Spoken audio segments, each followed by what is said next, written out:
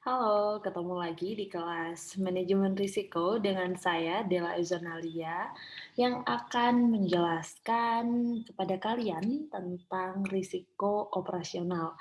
Jadi, risiko operasional ini merupakan salah satu bahasan pada kelas manajemen risiko. Apabila minggu yang lalu kita membahas tentang risiko kredit, nah kali ini kita akan lebih spesifik lagi tentang risiko yang terjadi pada operasional perusahaan ya.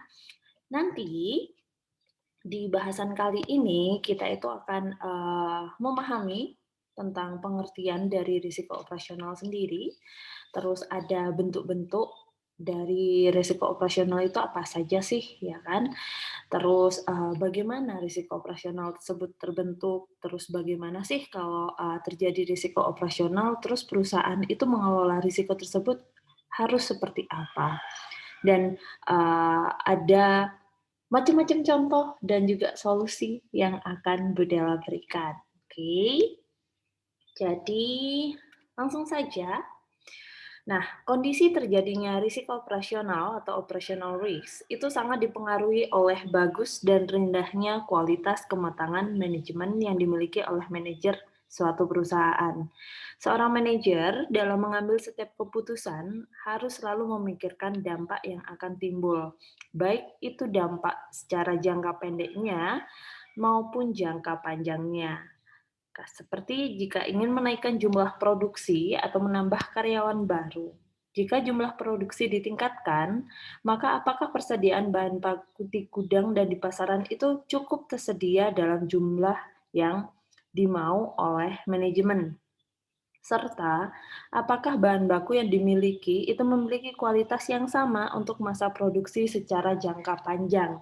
Jangan sampai manajemen itu mempunyai pikiran, oke kita mau menambah produksi, tetapi apakah bahan baku yang dimiliki itu cukup? Kalaupun cukup, apakah dia memiliki kualitas yang sama dengan apa uh, yang diproduksi selama ini? Nah, itu kan juga harus dipikirkan oleh manajemen. Oke? Contohnya untuk menambah produksi saus cabai ya, apabila ada, sebuah perusahaan yang mau produksi saus cabai, anggap aja kayak ABC, sambal gitu ya. Bagi seorang manajer produksi, itu harus memperhatikan dengan betul-betul jika pasaran cabai di pasaran selalu berada dalam kondisi normal price. Apalagi kita tahu bahwa harga cabai kan itu, sangat fluktuatif ya. Dia gampang banget naik, tapi, juga gampang banget turun. Nah, jadi untuk harga-harga fluktuatif itu harus dianalisis terlebih dahulu apabila si manajer operasional ini mau menaikkan jumlah produksinya. Jangan sampai ketika harga cabai per kilo 60.000 terus dia mau menambah produksi untuk jangka panjang, tiba-tiba 1 bulan kemudian harga cabai menjadi 100.000, itu kan, menjadi sebuah risiko dari operasional, seperti itu. Nah, maka apa sih antisipasi yang harus dilakukan oleh seorang manajer produksi agar operasional produksi tidak terhenti dan order pembelian dapat terus dilakukan? Nah, itu karenanya kita harus belajar tentang risiko operasional. Definisinya, resiko operasional ini ya merupakan risiko yang secara umum itu terjadi pada internal perusahaan ya. Sekali lagi, risiko operasional itu terjadi pada internal perusahaan. Di mana risiko ini terjadi karena lemahnya sistem kontrol manajemen ya. Yang dilakukan oleh pihak internal perusahaan. Jadi karena, adanya sistem kontrol manajemen yang lemah, yang dilakukan oleh internal perusahaan, otomatis terjadi risiko operasional, oke.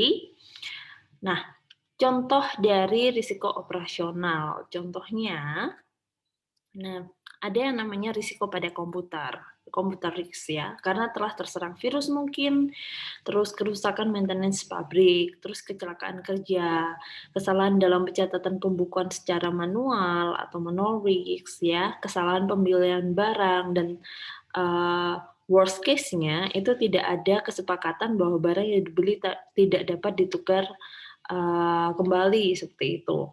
Terus ada juga di sini pegawai outsourcing dan juga globalisasi dalam kaitannya dengan konsep dan produk. Nah, ini adalah contoh-contoh dari risiko operasional.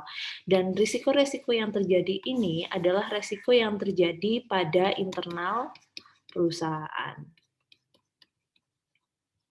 Ya, terjadi di dalam perusahaan.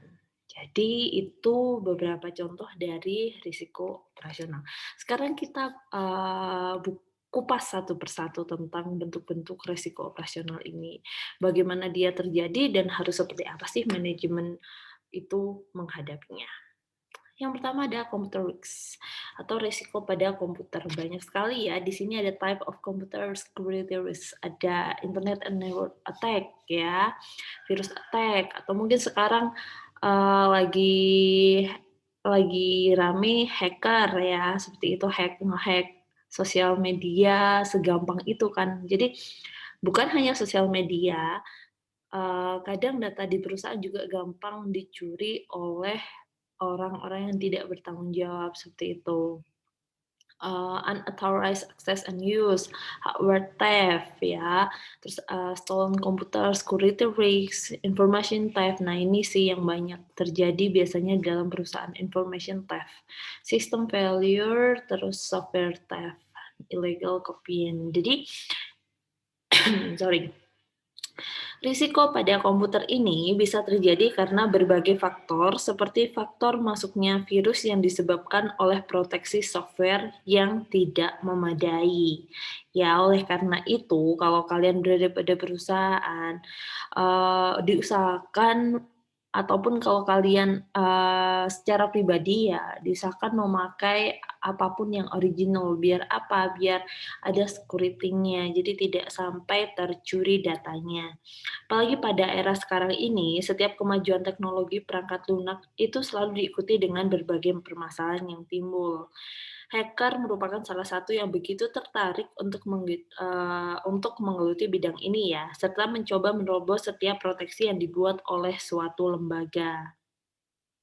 Tidak terkecuali pada lembaga perbankan seperti pada kasus pembobolan ATM dengan menggunakan kartu ATM palsu, pembuatan website palsu suatu perbankan sehingga nasabah terkecoh, dan ini bukan hanya di perbankan ya untuk pembuatan website palsu, dimanapun itu banyak sekali tindak-tindak kejahatan yang contohnya seperti pembuatan website palsu untuk menarik, untuk melakukan penipuan. Nah, itu kan juga harus diperhatikan. Nah, itu salah satu dari contoh computer risks. Seperti itu. Ada beberapa resiko yang diperkirakan akan timbul dalam bidang computer risks ini. Seperti yang Budela jelaskan tadi, yang jelas virus ya, karena virus juga tidak bisa dihentikan. Terus kondisi ini tuh sering terjadi karena jaringan komputer itu kan selalu berhubungan dengan internet. Jadi sangat gampang untuk dihack. Oleh karena itu komputer itu harus selalu memiliki antivirus yang terupdate. Seperti itu. Lalu komputer ini kan merupakan teknologi yang selalu mengalami perubahan, terutama pada setiap program yang ditawarkan, sehingga mengharuskan kualitas IT dari para personelnya juga dapat diupdate setiap waktunya dengan tujuan berbagai masalah yang akan timbul di kemudian hari dapat dihindari. Ya, lalu komputer ini merupakan masuk dalam kategori IT yang memiliki nilai pasar yang tinggi, sehingga setiap pergantian perangkat komputer dan biaya tenaga ahlinya selalu saja membutuhkan biaya yang tinggi, ya kan? Karena pasti kalau dia IT-nya semakin tinggi, otomatis para personil ini kan harus dibekali dengan training, course, terus service mungkin, dan pembelian program berbagai komputer. Dan bagi setiap perusahaan, program yang harus dibeli adalah selalu harus yang bersifat original. Oleh karena itu, maka biaya yang dikeluarkan juga tidak sedikit. Oke.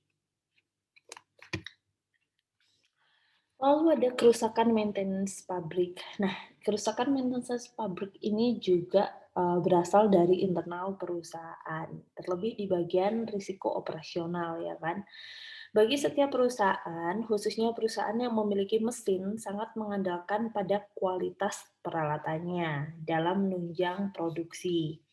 Nah, maka biaya pada pemeliharaan, perawatan, dan pergantian peralatan pabrik ini bersifat rutin, ya kan? Beberapa risiko yang harus ditanggung oleh suatu industri pada saat timbulnya kerusakan maintenance pabrik, ya. Yang jelas yaitu terhentinya produksi. Nah, ini salah satu resiko. Jadi terhentinya aktivitas produksi ini bisa terjadi entah beberapa saat maupun juga beberapa lama ya. Diusahakan penghentian aktivitas produksi ini tidak memakan waktu yang lama, misalnya sampai berhari-hari, sehingga lebih jauh mengganggu setiap order yang sudah diterima oleh perusahaan. Yang kedua itu service cost. Biaya servis dengan mendatangkan tenaga ahli jika perusahaan itu tidak memiliki tenaga ahli tentang mesin-mesin pabrik tersebut. Otomatis ini kan juga menghabiskan biaya. Jadi ini masuk dalam resiko operasional. Yang ketiga, bukan hanya service cost-nya, tapi juga ada biaya pergantiannya.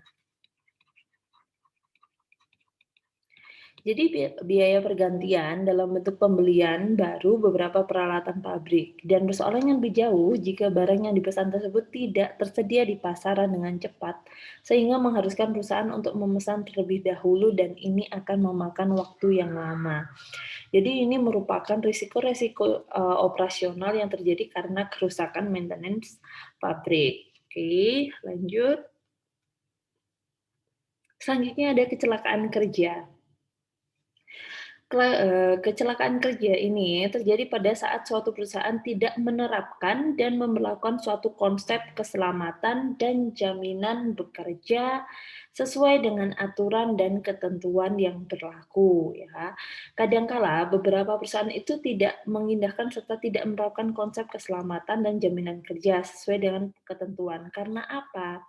Terkendala dengan karena ini merupakan biaya yang harus dikeluarkan oleh perusahaan.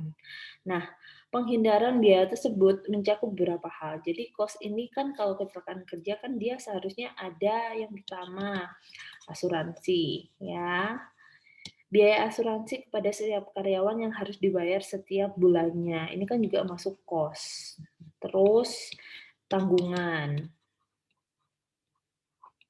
Biaya tanggungan pada saat karyawan mengalami kecelakaan dan pihak asuransi ini belum menyerahkan atau belum keluarnya klaim asuransi yang diajukan. Sehingga mau nggak mau perusahaan itu kan harus mengganti terlebih dahulu. Otomatis ini juga menjadi resiko dari perusahaan. Yang ketiga, jika aturan tentang jaminan dan konsen keselamatan kerja dicantumkan pada setiap kontrak kerja dengan para karyawan, maka jika perusahaan tidak mematuhi kesepakatan tersebut, maka memungkinkan untuk dituntut dan diajukan ke pengadilan. Yang mana perusahaan nantinya harus membayar ganti rugi dengan jumlah yang sesuai dengan permintaan penggugat. Ya, ganti rugi. Ini merupakan contoh dari risiko operasional yang terjadi pada kecelakaan kerja. Oke. Atas desa-desa tersebut, maka dapat disimpulkan beberapa bentuk risiko dalam bidang kecelakaan yang akan dialami oleh suatu perusahaan. Nah, bila kecelakaan kerja sering terjadi, ya kan, sering mendapat sorotan dari pihak pers atau media, maka ini tuh bisa berakibat pada turunnya reputasi perusahaan di mata konsumen maupun mitra bisnis ya. Jadi contohnya ketika ada suatu berita yang menampilkan bahwa pada pabrik A, B, C ketika menjalankan kerja dia melakukan ada kesalahan teknis sehingga menyebabkan kecelakaan kerja kan otomatis safety-nya perusahaan itu dipertanyakan. Nah, ini kan menjadi citranya perusahaan menjadi turun seperti itu. Nah, lalu permasalahan timbul jika suatu saat kecelakaan kerja dan berbagai permasalahan lain ini timbul ya kan, karena biasanya kecelakaan kerja terjadi karena kesalahan mesin ataupun kesalahan terjadi di pabrik atau di perusahaan, otomatis yang mengalami kecelakaan kerja ini tidak menutup kemungkinan dia akan melakukan gugatan kepada perusahaan. Ini juga akan menjadi risiko dari perusahaan. Oke, lanjut. Ada manual risk.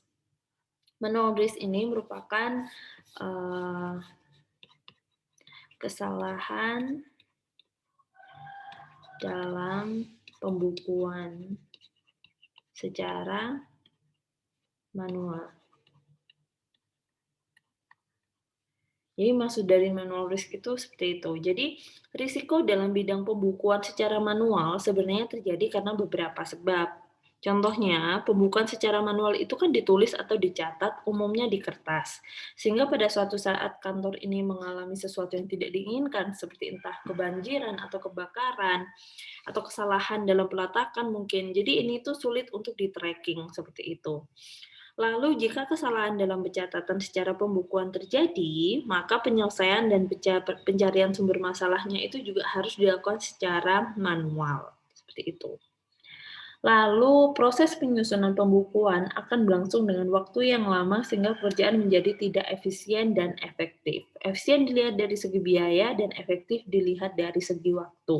Jadi itu merupakan contoh dari risiko dalam kesalahan untuk pembukuan secara manual.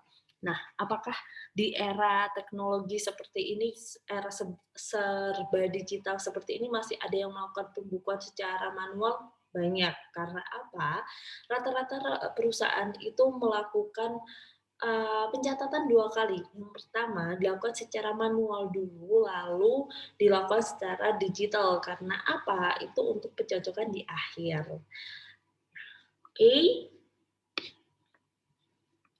Selanjutnya ada kesalahan pembelian barang, ya. Worst case-nya apabila dia tidak ada kesepakatan atau perjanjian bahwa barang yang dibeli tidak bisa ditukar kembali. Apakah ada? Banyak. Sekelas perusahaan pun itu tidak luput dari perjanjian atau kesepakatan bahwa barang yang dibeli itu tidak dapat ditukar kembali. Oke. Risiko seperti ini tuh muncul ketika kesepakatan dalam setiap pembelian barang itu tidak diikuti dengan perjanjian bahwa barang tersebut bisa ditukar kembali dan berbagai kesepakatan lainnya. Sehingga pada saat kesepakatan tersebut tidak dibuat, maka perusahaan harus mengalami atau menanggung beberapa risiko kerugian. Contohnya, adanya barang yang sudah dibeli dengan harapan dapat terjual, namun tidak laku terjual, dan tidak ada perjanjian barang tersebut bisa ditukar sehingga perusahaan mengalami kerugian.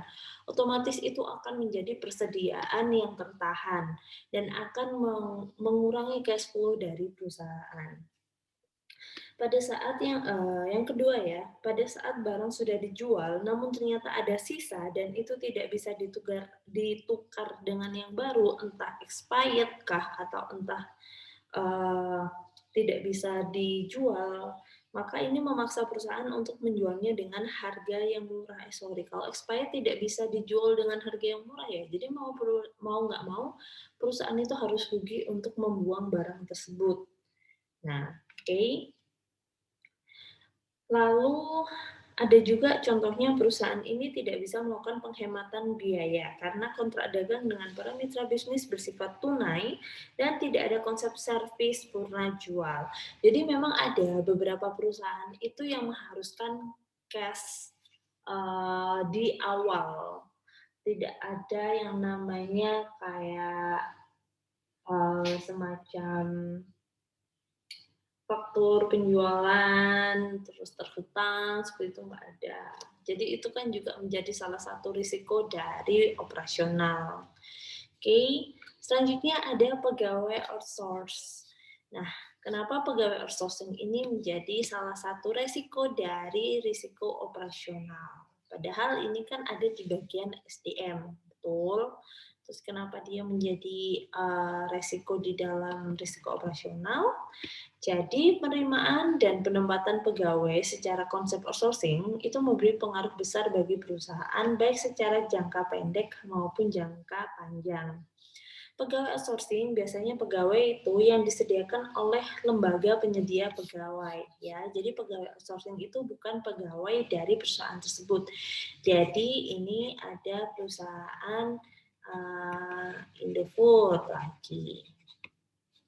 Terus ada pegawai outsourcing. Di sini itu outsourcing namanya PT Sejahtera.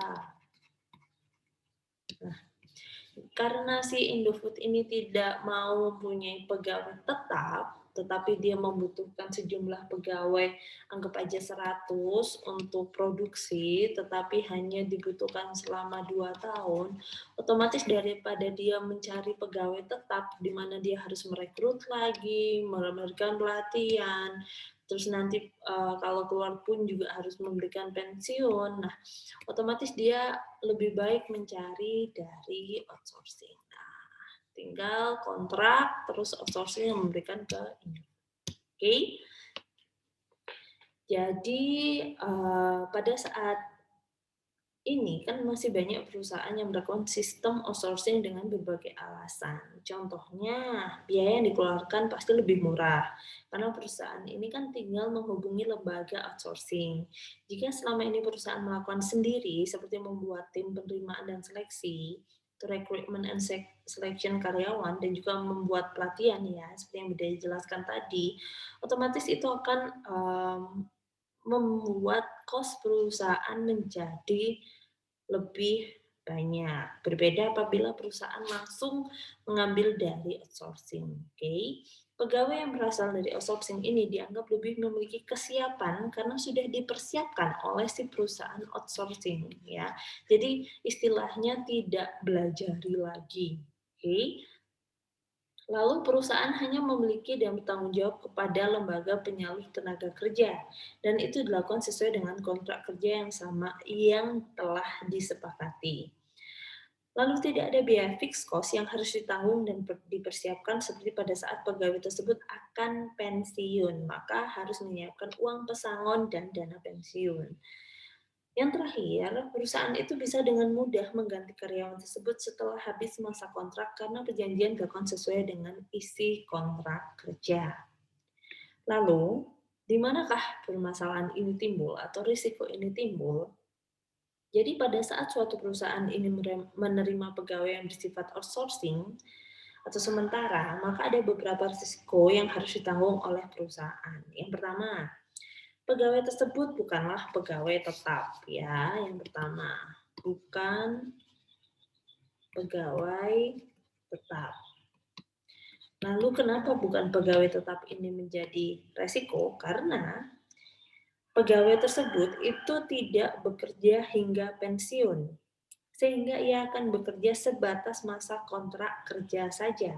Dengan begitu, rasa tanggung jawab psikologis untuk menjaga perusahaan itu tidak begitu ia pikirkan karena pegawai tersebut lebih bertanggung jawab kepada perusahaan outsourcing-nya, ya. Berbeda dengan pegawai tetap di mana dia tahu dia akan berada di sana sampai pensiun, otomatis dia akan memberikan all of he can, all of his best di dalam perusahaan. Berbeda dengan pegawai outsource, ketika dia tahu, oke, saya hanya 2 tahun di sini, otomatis, oke, berarti saya harus lebih setia kepada outsourcing saya, karena siapa tahu nanti setelah 2 tahun selesai di sini, saya mungkin bisa tetap diajukan di sini, atau mungkin saya dicarikan perusahaan yang lebih baik lagi. Nah, jadi otomatis dia lebih memilih untuk bertanggung jawab kepada perusahaan outsource-nya. Lalu yang kedua, berkaitan dengan rahasia perusahaan. Nah, rahasia perusahaan selama ia bekerja itu mungkin sekali untuk diketahui oleh publik luar ketika ia tidak lagi bekerja di perusahaan tersebut. Ya, sementara rahasia perusahaan ini kan menyangkut dengan nama baik perusahaan. Contoh rahasia perusahaan mungkin ada resep, ya kalau dia bergerak pada bidang makanan, ya kan, ada resep untuk produk-produk tertentu. Ketika dia sudah 2 tahun di sana, terus dia keluar, otomatis kan mungkin rahasia perusahaan itu bisa keluar karena tidak menutup kemungkinan. Kita juga sering banget dengar kayak, oh restoran ini loh, soalnya dia keluaran dari pabrik ini, dia keluaran dari chef koki ini, dia keluaran dari hotel ini, ya kan? Otomatis kan dia sudah mendapatkan ilmu dari perusahaan, lalu dia keluar mengembangkan sendiri. Itu kan termasuk dalam risiko operasional. Seperti itu. Nah, yang terakhir ada globalisasi dalam konsep dan produk. Era globalisasi ini telah memberi perubahan besar bagi konsep bisnis pada seluruh sektor bisnis, baik finansial dan non-finansial. Sehingga penciptaan konsep tersebut itu dibuat untuk bisa menampung keinginan globalisasi. Jika tidak, maka artinya produk tersebut tidak akan laku di pasaran secara baik. Apalagi masyarakat pada era sekarang ini adalah sebuah bentuk dari struktur masyarakat global yang menggunakan produk global dan menerapkan cara berpikir global. Jadi mau nggak mau perusahaan itu dituntut untuk menerapkan manajemen yang berbasis konsep global yang secara tidak langsung mekanisme operasional perusahaan juga harus bersifat global. Untuk mewujudkan ini, perlu dilakukan pelatihan dan pendidikan bagi para karyawan agar mengetahui konsep dan cara berpikir secara global yang nantinya akan tertuang dalam bentuk hasil produk. Nah, untuk menerapkan konsep global tersebut, otomatis perusahaan ini harus mengeluarkan biaya lagi. Untuk yang pertama, memberikan training kepada karyawannya. Yang kedua, untuk menerapkan apabila tercetus produk baru, otomatis dia harus membutuhkan cost yang besar untuk memproduksi produk yang sesuai dengan tuntutan global atau menyesuaikan pasar. Oke. Jadi solusi yang harus diberikan oleh perusahaan yaitu berpikir, merencanakan, dan merealisasikan semua aktivitas usaha dengan menerapkan standar-standar internasional, terutama aktivitas yang terkait dengan aspek permodalan, regulasi, transparansi, atau komunikasi, teknologi, serta kompetisi manajemen dan karyawan.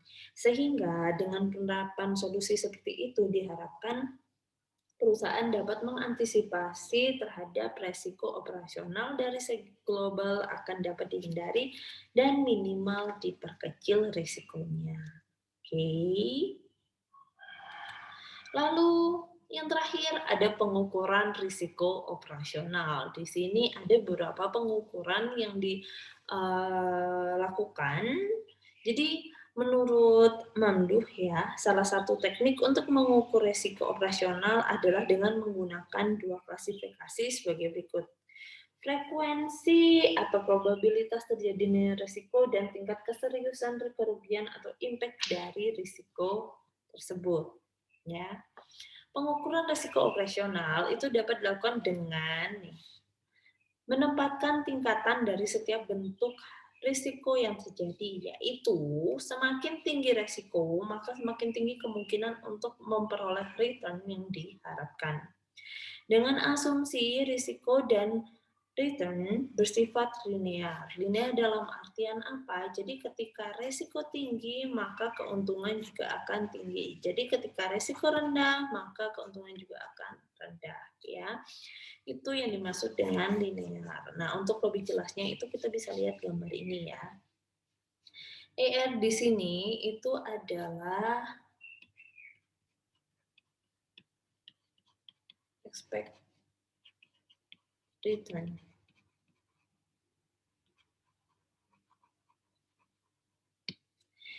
Aspek return ini atau keuntungan yang diharapkan.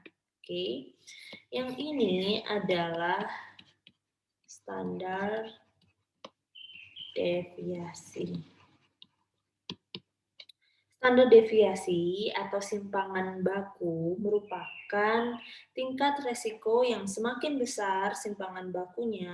Jadi apabila dia semakin ke sini, maka tingkat resiko yang akan terjadi juga semakin besar. Jadi kalau ini semakin ke sini, maka resikonya juga akan besar. Jadi pada gambar di sini itu dapat dipahami bahwa terdapat suatu hubungan kuat antara expected return dengan standar deviasi. Ya, jadi terdapat hubungan yang kuat antara expected return dengan standar deviasi, di mana setiap titik-titik dan wilayah tersebut dapat dijelaskan sebagai berikut. Yang pertama adalah posisi 1, yang ini ya. Yang ini ya. Nah, oke. Posisi ini di mana expected return-nya, ER-nya berada di posisi yang paling tinggi ya, dan standar deviasinya juga berada di posisi yang tertinggi. Oke, dalam artian semakin tinggi pengharapan pada expected return, maka semakin tinggi kemungkinan terjadinya standar deviasi. Atau dengan kata lain, kondisi maksimalitas expected return bersifat searah atau linear dengan risiko yang akan diterima. Contohnya, pada saat suatu perusahaan merencanakan untuk menambah kapasitas produksi, maka kemungkinan untuk meningkatkan penjualan pasti akan terjadi. Atau profit perusahaan akan mengalami peningkatan. Namun, ini juga berakibat pada terjadinya peningkatan pada proses produksi untuk mampu meningkatkan jumlah produksi per unitnya. Yaitu jika sebelumnya perusahaan bisa memproduksi 4.000 unit, maka sekarang harus ditingkatkan menjadi 4.700 unit. Kondisi ini akan menimbulkan beberapa dampak pada resiko perusahaan. Operasional perusahaan, ya anggap aja expected return-nya kan dari 4.000 unit menjadi 4.700. Otomatis laba akan naik, iya. Penjualan akan naik, iya. Namun dampaknya apa yang akan terjadi? Yang pertama, mesin produksi akan mengalami masa penyusutan dengan cepat karena dipakai dalam waktu lebih lama dan bersifat mengejar target produksi. Kenapa mengejar target produksi? Karena yang awalnya 4.000 menjadi 4.700. Nah, itu kan lumayan ya naiknya 700 per 4.000 kali 100% berarti berapa tuh? Sekitar 7 per 40 kali 100. Hampir 5%-an. Nah, lalu kebutuhan bahan baku yang diperlukan akan mengalami peningkatan yang tinggi dan tidak boleh terhenti karena akan mempengaruhi pada kelancaran produksi secara setepat waktu, ya kan. Jadi yang awalnya si manajer produksi ini selalu beracuan pada produksi 4.000, otomatis bahan baku yang dikumpulkan juga dia sudah tahu untuk 4.000 dan sudah terbiasa dengan 4.000, tapi ketika dia ingin menaikkan ke 4.700, otomatis dia harus mempersiapkan bahan bakunya terlebih dahulu, jangan sampai di tengah-tengah produksi dia kehabisan bahan baku. Lalu yang terakhir, ketersediaan barang hasil produksi ini harus selalu tersedia di gudang karena menyangkut dengan kelancaran order pesanan dari para distributor atau para pembeli. Karena jika hal ini mengalami kemacetan, maka kepuasan konsumen akan terganggu. Itu untuk yang nomor 1 atau posisi 1. Bagaimana dengan posisi 2 yang ini? Ya. Ini ya. Ini adalah posisi di mana ER pada posisi rendah, tapi standar deviasi dia tinggi. Ini berarti ER dan standar deviasi tidak searah atau non-linear. Posisi ini mengharuskan suatu perusahaan melakukan antisipasi dan menerapkan strategi yang maksimal guna menghindari semakin terjadinya pergerakan kenaikan risiko secara lebih tinggi. Karena apa? Berarti di posisi 2 ini adalah posisi yang paling berbahaya. Karena apa? Risiko dia sangat tinggi tetapi expected return-nya dia rendah, keuntungannya dia rendah dengan risiko yang tinggi, ya. Karena apabila ini terus diginikan dengan resiko yang tinggi, otomatis perusahaan akan mengalami beberapa hal. Seperti yang pertama, peningkatan kerugian perusahaan akan terus bertambah dan lebih jauh dana pasti akan banyak terkuras. Lalu, jika risiko kerugian ini dibiarkan secara terus-menerus, maka akan menyebabkan perusahaan berada dalam kondisi finansial distress yang berbahaya. Apa sih financial distress? Yaitu kesulitan keuangan. Oke. Lalu apa lagi yang akan terjadi resikonya? Yaitu kredibilitas dan reputasi perusahaan akan semakin menurun karena berbagai pihak, mulai dari bisnis partner hingga para konsumen, terutama konsumen aktual, akan semakin kecewa. Ya. Nah, yang worst case-nya, apabila tetap berada di situasi nomor 2, perusahaan ditakutkan akan mengalami bangkrut. Oke, itu untuk nomor 2. Bagaimana dengan nomor 3 yang ini? Nah, nomor 3 ini adalah di mana expected return-nya rendah, lalu standar deviasinya juga rendah. Ya. Atau dengan kata lain, si expected return-nya ini dan standar deviasinya itu linear. Oke. Jadi ketika dia berharap keuntungannya rendah, maka resikonya juga rendah. Tapi ini merupakan untuk beberapa orang yang tidak menyukai resiko, otomatis ini merupakan tempat tersafe yang ada di perusahaan. Oke. Yang keempat di sini adalah posisi di mana expected return-nya tinggi, tetapi standar deviasinya rendah. Artinya apa? Keuntungan yang diterima ini tinggi, tetapi risiko yang diterima itu rendah. Apakah bagus? Posisi ini juga disebut dengan posisi non-linear. Jadi pada kondisi ini ada beberapa kondisi dan situasi yang perlu dicermati. Kenapa? Karena yang pertama, bukan berarti risiko rendah itu terus bukan tidak mempunyai risiko, tidak. Karena apa? Bisa saja risiko ini sangat sulit diprediksi, tapi jika terjadi, mampu menempatkan posisi perusahaan berada pada titik 2. Ya. Nah, standar deviasi rendah ini belum tentu memang tidak ada risiko sekali lagi, tetapi dia bisa saja sangat sulit untuk diprediksi. Sehingga ketika sudah terprediksi, ini sangat memungkinkan si posisi 4 ini menjadi di posisi 2. Begitu.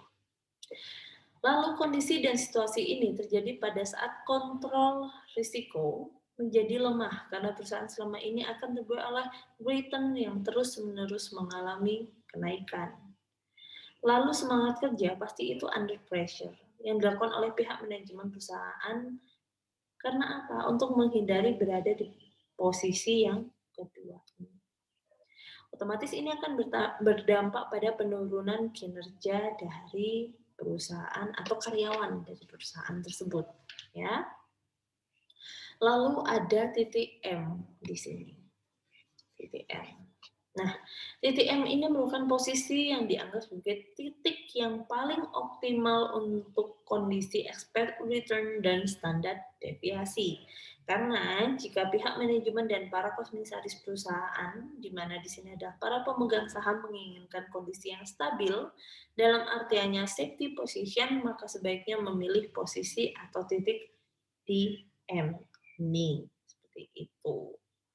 itu adalah bahasan mengenai dari risiko operasional. Jadi kita tadi sudah membahas apa sih risiko operasional, bagaimana risiko operasional itu bisa terjadi, apa saja contoh-contohnya, dan dari contoh tersebut mengapa perusahaan dapat terkena resiko, bagaimana perusahaan harus menghadapi resiko tersebut, dan bagaimana perusahaan itu bisa mengukur risiko operasional, sudah Bunda jelaskan di kelas kali ini. Oke, terima kasih sekali lagi teman-teman. Terima kasih atas atensi dan partisipasinya. Kurang lebih Budela mohon maaf. Kita akan ketemu lagi minggu depan di kelas manajemen resiko.